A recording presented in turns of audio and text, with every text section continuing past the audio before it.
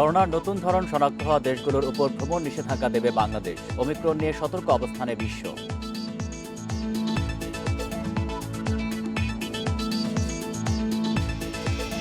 বিশ্বে করোনার মৃতের সংখ্যা ছাড়ালো 52 লাখ। গর্ভবতীদের মুখে খাওয়ার ওষুধ নিয়ে শঙ্কা মার্কিন স্বাস্থ্য বিভাগের।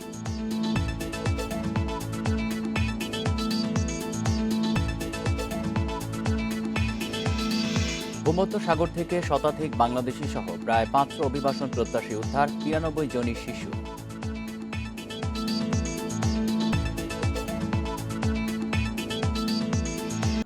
আমন্ত্রণ আন্তর্জাতিক খবর নিয়ে আমাদের নিয়মিত আয়োজন পূর্ব পশ্চিমে। আপনাদের সাথে আছি আমি আলী আশরাফ। শুনছিলেন শিরোনাম, যাচ্ছি পুরো খবরে। করোনার নতুন ভ্যারিয়েন্ট ওমিক্রন শনাক্ত হওয়া দেশগুলোর সঙ্গে ভ্রমণ নিষেধাজ্ঞা দেওয়ার নির্দেশনা দিয়েছেন স্বাস্থ্যমন্ত্রী। স্বাস্থ্য অধিদপ্তরকে এ বিষয়ে নির্দেশনা দেওয়া হয়েছে। একই সাথে দেশের সব সীমান্ত ও বন্দরগুলোয় জরুরি সতর্কতা জারির জন্য প্রয়োজনীয় পদক্ষেপ নিতেও নির্দেশনা দিয়েছেন স্বাস্থ্যমন্ত্রী। স্বাস্থ্যমন্ত্রীর নির্দেশনার পর এ নিয়ে জুমে বৈঠক করছে স্বাস্থ্য অধিদপ্তর ঊর্ধ্বতন কর্মকর্তারা। বৈঠক শেষে গৃহীত সিদ্ধান্তের বিষয়ে বিস্তারিত জানানো হবে বলে জানিয়েছে অধিদপ্তর। শুক্রবার বিশ্ব স্বাস্থ্য সংস্থা দক্ষিণ আফ্রিকা ও বতসোয়ানায় শনাক্ত হওয়া করোনার নতুন ধরনের নাম রাখে ওমিক্রন। নতুন ধরনটি শনাক্তের পর বিশ্বের বিভিন্ন দেশ এরই মধ্যে নতুন করে ভ্রমণের ওপর কড়াকড়ি আরোপ করেছে।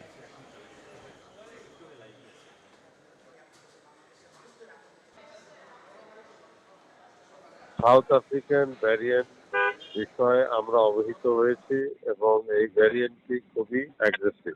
সে কারণে আমরা সাউথ আফ্রিকার সাথে যোগাযোগ এখনো স্থগিত করা হচ্ছে এবং সকল এয়ারপোর্ট, ল্যান্ডপোর্ট এখানেও স্ক্রিনিং প্রক্রিয়া আরো জোরদার করা হয়েছে এবং এই নির্দেশনা দেওয়া হলো। করোনা শনাক্ত হওয়া নতুন ধরনের নাম দেওয়া হয়েছে ওমিক্রন। একে চরম উদ্বেগের কারণ হিসেবে উল্লেখ করেছে বিশ্ব স্বাস্থ্য সংস্থা। এদিকে নতুন এই ধরনের বিরুদ্ধে টিকার কার্যকারিতা নিয়ে পরীক্ষা শুরু করেছে টিকা প্রস্তুতকারী প্রতিষ্ঠানগুলো।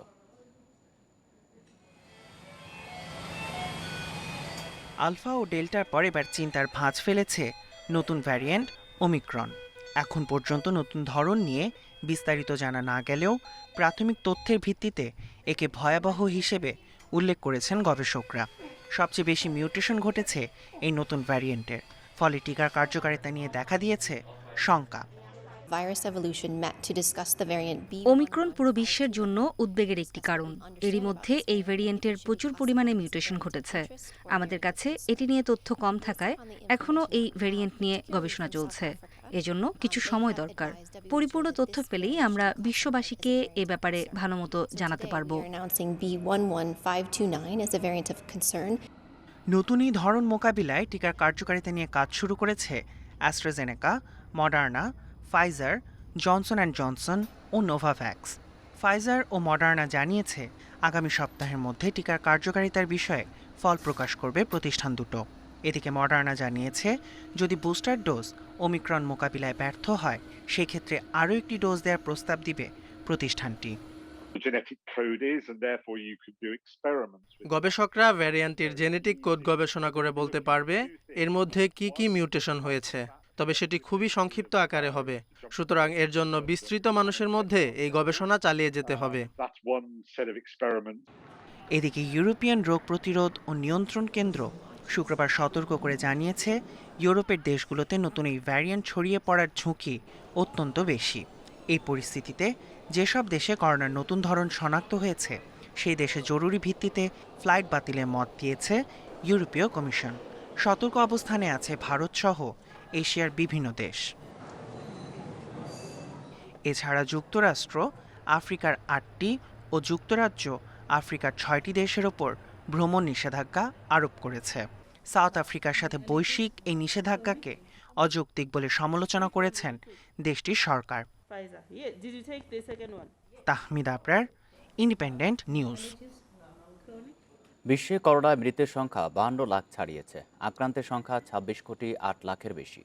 একদিনে বিশ্বে 6,000-এর বেশি মানুষের মৃত্যু হয়েছে। নতুন করে শনাক্ত হয়েছে 5,69,000-এর বেশি রোগী। এক সপ্তাহে বিশ্বের সংক্রমণ বেড়েছে 5%, তবে মৃত্যু কমেছে 4 ভাগ। গত 24 ঘন্টায় বিশ্বে সর্বোচ্চ 1,235 জনের প্রাণহানি রাশিয়ায়। দেশটিতে মোট প্রাণহানি 2,70,000 ছাড়িয়েছে। এছাড়া একদিনে সর্বোচ্চ 72,159 জন শনাক্ত হয়েছে জার্মানিতে। দেশটিতে এক সপ্তাহে সংক্রমণ বেড়েছে ২৬ ভাগ ও মৃত্যু বেড়েছে ৩১%। যুক্তরাজ্যে নতুন করে ৫০,০০০ রোগী শনাক্ত হয়েছে। দেশটিতে আক্রান্তের সংখ্যা ১,৭০,০০০-এর বেশি। ফ্রান্সে এক সপ্তাহে ৫৯% বেড়েছে সংক্রমণ আর মৃত্যু বেড়েছে ৩৭%। এদিকে যুক্তরাষ্ট্রে ৮ লাখের কাছাকাছি পৌঁছেছে করোনায় প্রাণহানি। শুক্রবার দেশটির স্বাস্থ্য বিভাগ গর্ভবতী নারীদের জন্য মার্কের মুখে খাওয়ার ওষুধের নিরাপত্তা নিয়ে প্রশ্ন তুলেছে।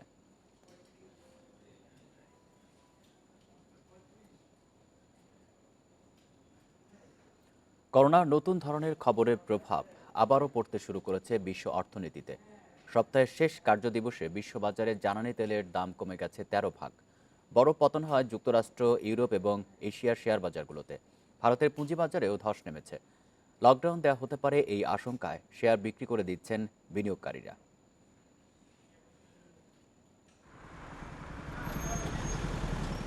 ইউরোপের দেশগুলোতে এই মুহূর্তে চলছে করোনা ভাইরাসের চতুর্থ ঢেউ। এরই মধ্যে শনাক্ত হলো ভাইরাসটির নতুন ধরন B.1.1529 অমিক্রন। গত মঙ্গলবার দক্ষিণ আফ্রিকায় ধরনটি প্রথম শনাক্ত হয়। একে এখন পর্যন্ত করোনার সবচেয়ে ভয়াবহ ধরন বলছেন বিশেষজ্ঞরা। এবার অমিক্রন আতঙ্কে বিশ্ব পুঁজিবাজার। শুক্রবার বিশ্ব স্বাস্থ্য সংস্থা ধরনটিকে উদ্বেগজনক বলার পরই শুরু হয় একের পর এক দরপতন। সপ্তাহের শেষ কার্যদিবসে ব্যাংক, ভ্রমণ, বিমান এবং জ্বালানি প্রতিষ্ঠানের শেয়ার সবচেয়ে বেশি বিক্রি করে দেয় বিনিয়োগকারীরা। বড় দরপতন হয়েছে বিশ্ব জ্বালানি তেলের বাজারে। করোনা নতুন ধরনের কারণে আবারও লকডাউন আতঙ্কে জ্বালানি খাতের বিনিয়োগকারীরা। ফলে শুক্রবার যুক্তরাষ্ট্রে তেলের দাম ১৩ ভাগ কমে প্রতি ব্যারেল $৭০ নিচে নেমে এসেছে। তবে কিছুটা স্বাভাবিক আছে ব্রেন্ট ক্রুড অয়েলের দাম। শেয়ার বিক্রির চাপে মার্কিন ডাও জোন্স সূচক কমেছে ১,০০০ পয়েন্টের বেশি। S&P 500 সূচকেও বড় পতন হয়েছে। নাসডাক কম্পোজিটও কমেছে ২.২ ভাগ। নতুন ধরনের সংক্রমণ এড়াতে এরই মধ্যে দক্ষিণ আফ্রিকা এবং ইউরোপের ফ্লাইট আংশিক বা পুরোপুরি বন্ধ হতে পারে এই আশঙ্কায় শুক্রবার মার্কিন বিমান খাতের শেয়ার বিক্রি হয়েছে সবচেয়ে বেশি। করোনার নতুন ধরনের খবরে ভারতের সেন্সেক্স সূচক প্রায় ১২০০ পয়েন্ট কমে যায়। কমেছে নিফটি সূচকও। বিশ্লেষকরা বলছেন, নতুন ভ্যারিয়েন্ট প্রতিরোধে বিদ্যমান টিকা কার্যকর নয় এমন খবরে বিনিয়োগকারীরা তাদের বিনিয়োগ তুলে নিচ্ছেন। এছাড়াও বড় পতনের কবলে চীন, জাপান, দক্ষিণ কোরিয়া এবং হংকং সহ এশিয়া এবং ইউরোপের পুঁজিবাজারগুলো। কপ্তিয়া মুমতাহানা, ইন্ডিপেন্ডেন্ট নিউজ। আফগানিস্তানে বাড়ছে বাস্তুচ্যুত মানুষের সংখ্যা। সংঘাতময় পরিস্থিতি ও নিরাপত্তাহীনতার কারণে চলতি বছর এই পর্যন্ত ৬ লাখেরও বেশি মানুষ অভ্যন্তরীণভাবে বাস্তুচ্যুত হয়েছে। জাতিসংঘের অভিবাসন বিষয়ক সংস্থার প্রতিবেদনে উঠে এসেছে এই তথ্য। আগস্টে আফগানিস্তানের ক্ষমতা দখল করে তালেবান। কাবুল দখলের আগে সংঘাতপূর্ণ অবস্থা ছিল দেশটির বিভিন্ন অঞ্চলে। এখন অস্থিতিশীল আফগানিস্তানের পরিস্থিতি। জাতিসংঘের অভিবাসন বিষয়ক সংস্থার তথ্য অনুযায়ী সংঘাতময় পরিস্থিতি ও নিরাপত্তাহীনতার কারণে চলতি বছরে এ পর্যন্ত আফগানিস্তানে অভ্যন্তরীণভাবে বাস্তুচ্যুত হয়েছে অন্তত ৬,৬৭,৯০০ মানুষ। আফগানিস্তানে ফেরা শরণার্থীর তথ্য উঠে এসেছে অভিবাসন বিষয়ক সংস্থার প্রতিবেদনে। এতে বলা হয়েছে, চলতি বছরেই নথিভুক্ত নয় এমন প্রায় ১১ লাখ শরণার্থী ফিরেছে পাকিস্তান এবং ইরান থেকে। প্রতিবেদনে বলা হয়েছে, নিরাপত্তাহীনতার কারণে আফগানিস্তান ছেড়ে ইরান, পাকিস্তান, তুরস্ক, ইউরোপ, ইংল্যান্ড, যুক্তরাষ্ট্র, কানাডা সহ বিভিন্ন দেশে পাড়ি জমিয়েছেন অনেকে। এদিকে আফগানিস্তানের ক্ষমতাসীন অন্তর্বর্তী তালেবান সরকাররা আন্তর্জাতিক স্বীকৃতি প্রয়োজনীয় সব শর্ত পূরণ করেছে বলে দাবি করেছেন তালেবানের কাতার দপ্তরের মুখপাত্র মোহাম্মদ নাইম। এ সময় তালেবান সরকার আফগানিস্তানে সত্যিকারের নিরাপত্তা প্রতিষ্ঠা করতে সক্ষম হয়েছে বলে দাবি করেন তিনি। ১৫ই আগস্ট আফগানিস্তানের ক্ষমতা দখল করলেও এখন পর্যন্ত বিশ্বের কোনো দেশ তালেবান সরকারকে স্বীকৃতি দেয়নি। Tahmid Abrar, Independent News. ভূমধ্যসাগর থেকে শতাধিক বাংলাদেশি সহ প্রায় ৫০০ অভিবাসন প্রত্যাশীকে উদ্ধার করেছে তিউনিসিয়া। দেশটির প্রতিরক্ষা মন্ত্রণালয় জানিয়েছে ৯৩ শিশুসহ ৪৮৭ জনকে উপকূল থেকে উদ্ধার করা হয়। বিবৃতি থেকে জানা যায়, উদ্ধারকৃতরা লিবিয়া থেকে ইউরোপ যাচ্ছিল। এরা আফ্রিকা, এশিয়া ও মধ্যপ্রাচ্যের নাগরিক। উদ্ধার হওয়াদের মধ্যে ১৬২ জন মিশরের, ১০৪ জন বাংলাদেশি, ৮১ জন সিরীয়, ৭৮ জন মরক্কোর নাগরিক। এছাড়াও পাকিস্তান, ফিলিস্তিন এবং আফ্রিকান সাব সাহারা অঞ্চলের কয়েকজন রয়েছেন। ইউরোপে উন্নত জীবনের আশায় প্রাণের ঝুঁকি নিয়ে ভূমধ্যসাগর পাড়ি দেওয়ার প্রবণতা বাড়ছে। এবছর 60,000 মানুষ এই পথে ইতালি পৌঁছেছে। জাতিসংঘের হিসাবে এবছর ভূমধ্যসাগর পাড়ি দিতে গিয়ে 1600 অভিবাসন প্রত্যাশীর মৃত্যু হয়েছে। বিরতির পর আবারও স্বাগত পূর্ব পশ্চিমে। Bonel optimized technology, our high quality fabric, comfy mattress.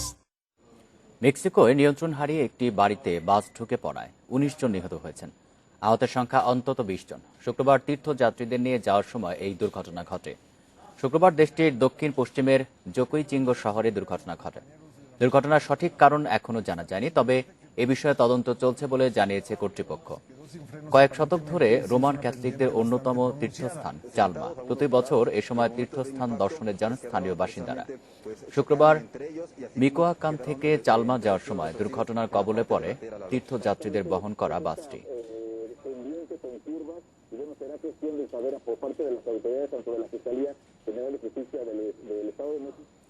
স্পেনের লা পালমা দ্বীপের কামব্রে ভেজা আগ্নেয়গিরিটির অগ্নুৎপাত এখনও অব্যাহত রয়েছে। শুক্রবারও আগ্নেয়গিরি থেকে লাভা, ছাই ও গ্যাস ছড়িয়েছে।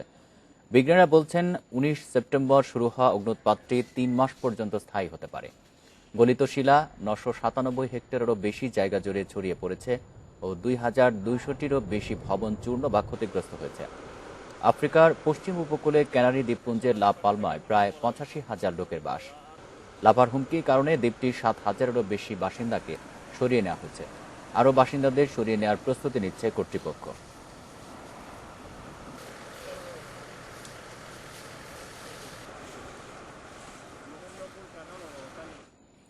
মানুষের সবচেয়ে কাছের স্বজাতির সন্ধান পাওয়ার দাবি করেছেন যুক্তরাষ্ট্রের একদল গবেষক, যারা মানুষের মতোই হাঁটাচলা করতে পারত, তবে শরীরের ওপরের অংশের গঠন বৈশিষ্ট্যে বানরের প্রভাব থাকায় ঝুলতে পারত গাছেও।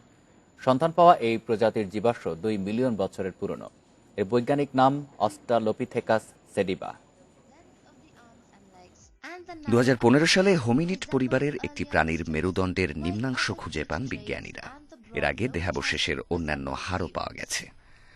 গবেষণায় দেখা গেছে অস্থিগুলো একটি নারী প্রাণীদেহের। এর নাম দেয়া হয় ইসা, সোয়াহিলি ভাষায় যার অর্থ রক্ষাকর্তা। মেরুদণ্ডের এই অস্থিসন্ধি 2 মিলিয়ন বছরের পুরনো। গবেষণায় উঠে এসেছে মানুষের খুব কাছাকাছি এই প্রজাতি। মাটিতে এরা মানুষের মতো হাঁটা চলা করতে পারত, আবার গাছে বিচরণ করতে পারত বানরের মতো। অস্থিবিন্যাস দেখে বিজ্ঞানীদের মত, প্রজাতিটির শরীরের উপরের অংশ তাদের বানরের মতো গাছে গাছে ঝুলতে সাহায্য করত, আর শরীরের নিচের অংশের গঠন মানুষের মতো হওয়ায় চলাফেরা কিছুটা ছিল মানুষের মতো। এখন পর্যন্ত যত জীবাশ্ম মিলেছে তার মধ্যে এই প্রজাতির সবচেয়ে বেশি অস্থি সংগ্রহ করা গেছে। নিউ ইয়র্ক বিশ্ববিদ্যালয়, উইট ওয়াটারস্ট্র্যান্ড সহ আরও 15টি প্রতিষ্ঠানের বিজ্ঞানীরা বলছেন এই প্রজাতির সঙ্গে বিবর্তনের ধারায় আধুনিক মানুষের যথেষ্ট মিল আছে। শাফাত বিন ফরিদ, ইন্ডিপেন্ডেন্ট নিউজ। মিশরে খুলে দেওয়া হল 3,400 বছর পুরনো প্রাচীন রাজপথ। মিশরের প্রাচীন যুগের দুটি গুরুত্বপূর্ণ মন্দিরের সংযোগ পথ ছিল এই রাজপথ। ফারাওদের সময়ে প্রতি বছর এই সড়ক ধরে যে ধরনের শোভাযাত্রা বের হতো, উদ্বোধনের দিনে সেই রকম আয়োজন করা হয় রাজপথ জুড়ে। মন্দিরের দেয়ালের হায়ারোগ্লিফিক্সে লেখা নানা গল্প থেকে তৈরি করা হয় মনোমুগ্ধকর সঙ্গীত।